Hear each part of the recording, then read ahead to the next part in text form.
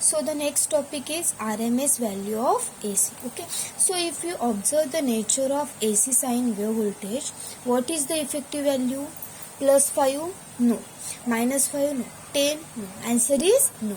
Because +5 and -5 ला आपण काय बोलतो, which is called as a peak voltage. Okay. जी साइन वेव होती त्याच्यामध्ये आपण बघितलं +5 means the maximum value आणि -5 means +5 and -5 is called as a peak voltage. VP. Okay. And 10 volt is called as a peak to peak voltage, VPP. त्याला आपण VPP बोलत होतो. Okay. Means there is no effective value of sine wave. Okay. Means त्याच्यामध्ये कोणती fix value आहे का sign वेव्हची? एक तर आयदर +5 देन डिक्रीज होऊन -5 येते, देन टोटल व्होल्टेज 10 व्होल्ट येतं, त्याला आपण काय बोलतो, peak voltage or peak to peak voltage. Okay.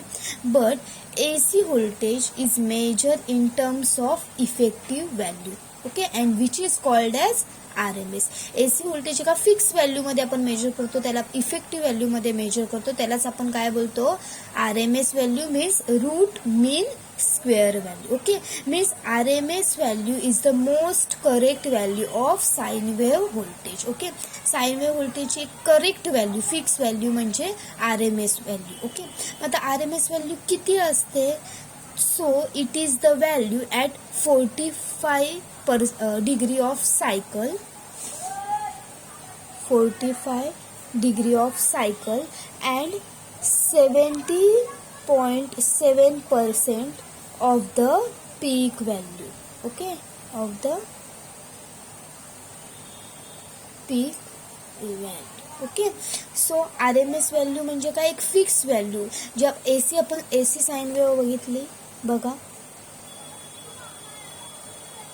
ह्या टाईपने AC साइन वेव्ह असते. सो अशी AC साइन वेव्ह असते. Okay. So +5 volt then -5 volt, ह्याला आपण काय बोलतो, पीक व्होल्टेज बोलतो. ओके. आणि peak to peak means +5 minus, ह्या दोघांमधला डिफरन्स आपण बघितलेला means +5 minus -5 means 10 volt. Okay. 10 volt is the peak to peak voltage and +5 and -5 is peak voltage. Okay. So हे फिक्स व्हॅल्यू आहे का कोणती साइन वेव्हची? नाही. So AC voltage is always measure in terms of effective value which is called as a root mean square. Okay. आणि ती किती असते, तर पीक व्होल्टेजच्या 45 डिग्री सेल्सिअस और पीक व्होल्टेजच्या 77%. Okay. which is called as a root mean square. Okay. Means if you compare its heating effect for a coil with same DC voltage, it gives same amount of heat. Okay. Means बघा तुम्ही suppose if you apply 50 volt VRMS means AC RMS and 50 volt DC, then the heat produced by both is equal. Suppose तुम्ही 50 व्होल्टचं AC apply केलं, AC RMS आणि 50 volt DC apply केलं, तरी पण जी कॉइल मध्ये हीट प्रोड्यूस होणार ती सेम अमाउंट ऑफ होणार. ठीक आहे. Means our mains power line voltage is 230 volt. तुम्हाला माहिती आहे मेन्स सप्लाय किती असतो, 230 volt, which is not peak voltage or not peak to peak voltage, but it is in RMS voltage. ठीक आहे. आपला जो मेन्स सप्लाय असतो 230 वोल्ट तो कसल्या ह्याच्यामध्ये असतो, RMS value. Okay. Means remember AC is always measure in RMS value, root mean square value. Applicable only for sine wave voltage. Okay.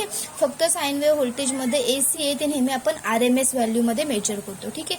आता आपला 230 व्होल्ट सप्लाय असतो तो सुद्धा AC असतो, तो सुद्धा आपण RMS व्हॅल्यू मध्ये मेजर करणार. आणि RMS व्हॅल्यू किती असते, तर पीक व्होल्टेजच्या 45 degree means 77% off peak value. ठीक आहे.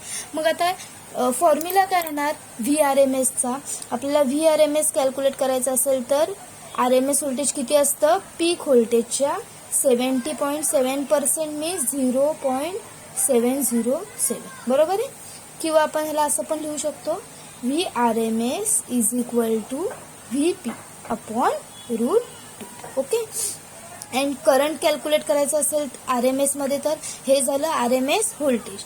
अँड करंट पाहिजे असेल तर IRMS is equal to peak current into 0.707. 70.7% means काय येणार, 0.707. ओके. और IRMS is equal to I P upon root 2. Okay, आता हा फॉर्म्युला आपण बघा पेपर 2 मध्ये रेक्टिफायरचे प्रॉब्लेम सॉल्व्ह करताना बघितलेला. त्याच्यामध्ये मी RMS व्हॅल्यू सांगितलेलं की आपण सेकंड चॅप्टरमध्ये बघूया. तर तो फॉर्म्युला पीक व्होल्टेज कॅल्क्युलेट करण्याचा फॉर्म्युला कसा होता, peak voltage is equal to VRMS into root 2.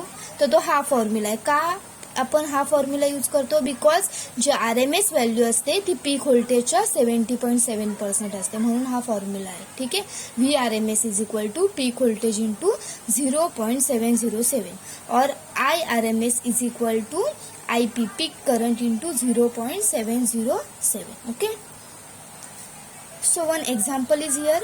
Calculate the RMS voltage of an AC supply whose peak voltage is 450 volt. Okay, आता तुम्हाला कॅल्क्युलेट काय करायला सांगितलं आहे, RMS voltage means VRMS is equal to.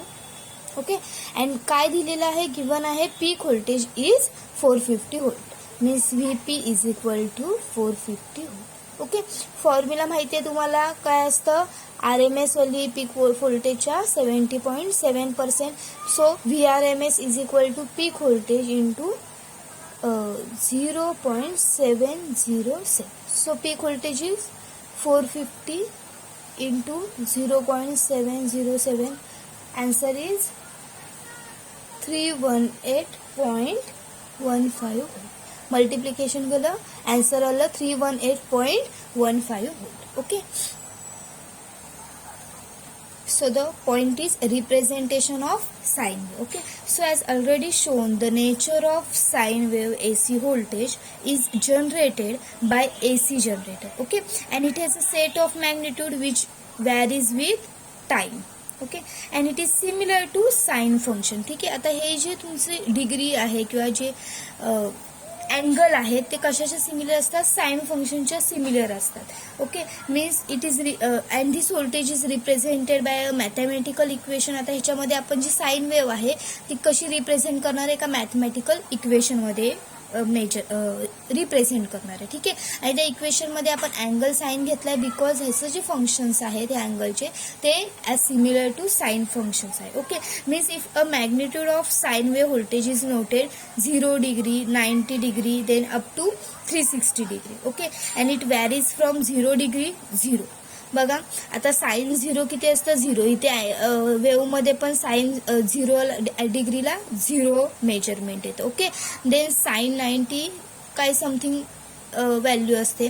So sine इथे 90 डिग्रीला काय येते, प्लस VP पीक व्होल्टेज येते. देन अगेन 180 डिग्रीला वेव्ह मध्ये किती येतं, answer is 0. Then sine 180 always 0. Okay, then 270 is the minus VP peak voltage. Then 360 is the, बघा साइन 0 डिग्री पासून स्टार्ट होतं. देन 90ला plus VP peak voltage. Then 180ला अगेन 0. देन 270ला मायनस VP अँड 360ला अगेन 0. साइन 360 किती आहे, 0 आहे. Means it is very similar to sine wave function, therefore it is represented by a sine equation. Okay, हे sine फंक्शनचे similar असतात, ह्याचे अँगल 0, 90, 180, 270, 360. सो हे आपण साइन फंक्शनमध्ये हे जे साइन वेव्ह आहे ती रिप्रेझेंट करतो. ठीक आहे, मग आता साइन वेव्ह रिप्रेझेंट करण्याचं इक्वेशन काय, तर त्याने एक मॅथमॅटिकल इक्वेशन दिले, E is equal to A sine omega t. Okay, and I equal to A sine omega t. Okay, so but omega means तुम्हाला माहिती आहे ओमेगाचा formula, omega is equal to 2πf. Okay, मग आता ओमेगाची value आपण 2πf या इक्वेशनमध्ये टाकल्यावर इक्वेशन काय होणार, E is equal to A sine 2πf t. Okay, means here the equation is E is equal to A sine 2πf t. Okay, where E is the AC voltage. ठीक आहे, E काय represent करतं, AC voltage. Then A is the amplitude of the voltage. It is also represented by E max. Okay, A म्हणजे काय आहे, amplitude of the voltage. Okay, and where F is the frequency of sine wave with respect to T, जी wave आपली म्हणजे alternate wave होत असते, positive negative with respect to time. So where E is the AC voltage, then A is the amplitude of the voltage, and F is the frequency of sine wave voltage. Okay, so this is the equation, mathematical equation of sine wave. So one example is here. AC voltage is given by E is equal to 100 sine 628 t. Then calculate amplitude and frequency. Okay, so this equation, comparing this equation with the standard equation. आता हे जे equation आहे त्याला आपण standard equation सोबत compare करायचं. Okay, so equation काय आहे? E is equal to 100 sine 628 T. Okay, so आपण स्टँडर्ड इक्वेशन सोबत कंपेअर केलं तर काय येणार? A is equal to 100. Okay, means amplitude of the given equation is 100 volt. Okay, and second is 2 pi f t. Okay, 2 pi f t ला आपण compare केला की काय येते? 628 t. So 2 pi f t is equal to 628 t. Okay, so t cancel out होणार. So आपल्याला काय calculate करायला सांगितलं? फ्रिक्वेन्सी. इथे फ्रिक्वेन्सी ठेवली, देन 628 अपॉन हे 2 पाय इकडे आले. सो आन्सर इज 2 पाय. 628 2 पाय means 3.14. So answer is 100 hertz. Okay, means the frequency of the given voltage is 100 hertz and amplitude is 100 volt. Means आपल्याला कोणते इक्वेशन दिलं असेल तर आपण काय करणार? त्याला स्टँडर्ड इक्वेशन सोबत कंपेअर करणार. स्टँडर्ड इक्वेशन काय आहे आपलं? साइन वेवचं E is equal to A sine omega t or E is equal to A sine 2 pi f t, where A is amplitude, F is frequency and E is AC voltage. Okay.